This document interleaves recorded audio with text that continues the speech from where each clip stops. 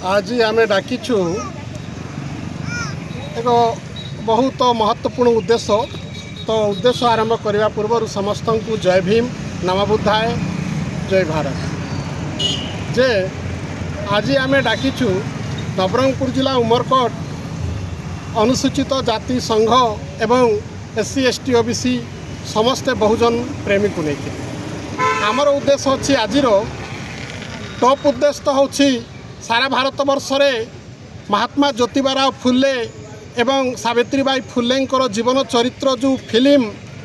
फुले film जो चलुची से पर्यंत उमरकोट कि नवरंगपुर रे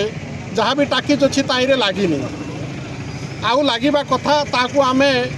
माने बाटो जगिछु केबे लागिले आमे समस्ते देखिबु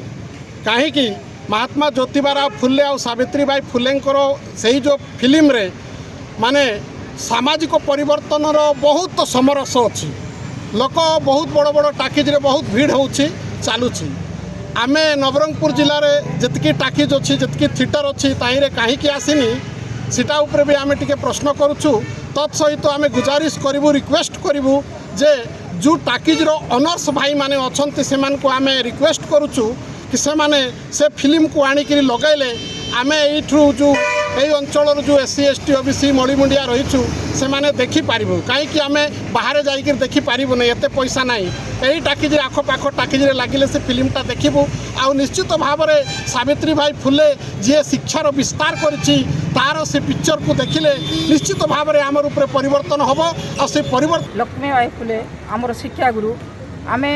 पचिया वर्ग लोक आम पाठशाठ किसी पढ़ीनु तेणुक आम सरकार को मिशा ना कि गुहारी करुचु आउरी जेतकी टाकिज भाई मन अच्छा गुहारी करुचु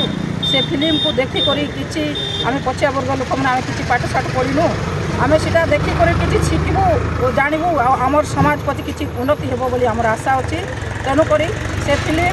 जमती हेले मोर नवरंगपुर जिले में नाइक लागू आम सरकार को एति गुहारी करुचु और से टाकिज भाई मन को गुहारी करुचु हैं आमर आगामी दिन को आमर सबू किसी ना कि छीन हो जाऊँगी साधारण गोटे फिल्म गोटे छीन गला आम तो चलुचु जोटा भाई कहले आपको सी हिसाब से केते अवस्था चलुचु किंतु आम सरकार को रिक्वेस्ट करुचु जे ना कि नवरंगपुर जिले में से फिल्म लागू आमर लोक देखिक शिक्षा पातु आउ आपको आम समाज को बढ़ाई कर नौ बस जय भीम।